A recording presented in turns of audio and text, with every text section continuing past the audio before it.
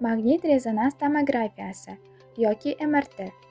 Bu zamonaviy tekshiruv usuli bo'lib, kuchli magnit maydon va radioshovqinlardan foydalanib, ichki organlar va to'qimalarning aniq va batafsil tasvirini olish imkonini beradi.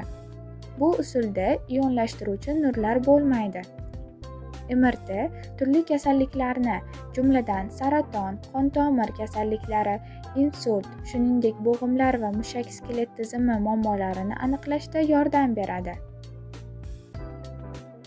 Kontrast moddasini qo'llash bilan belgilansa, protsedura paytida vena orqali maxsus kontrast modda yuboriladi. Bu modda ma'lum to'qimalar va qon tomirlarni yaxshiroq ko'rishga yordam beradi. MRT oldidan qon tahlilini topshirish tavsiya qilinishi mumkin.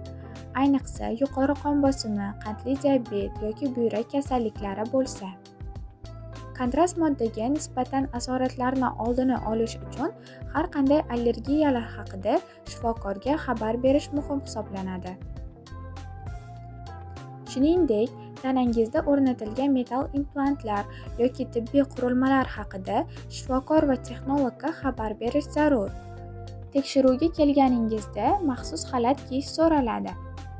Agar siz kichik, yopiq joylarda qolishga qo'rqsangiz, shifokor yengil sedativ dori buyurishi mumkin.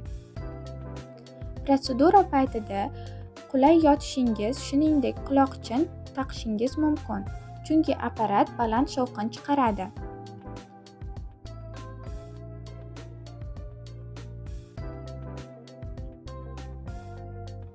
Siz texnik bilan doimo aloqada bo'lasiz. Agar kontrast modda qo'llanilsa, avval kontrastsiz suratlar olinadi, keyin vena orqali kontrast modda yuborilib, yana suratlar olinadi. Protsedura tugagach, kiyinish va odatiy faoliyatingizga qaytishingiz mumkin. MRT natijalarini bu sohada ixtisoslashgan rentgenolog tahlil qiladi. Natijalar odatda 2-3 kun ichida tayyor bo'ladi va bemor hamda shifokorga taqdim etiladi.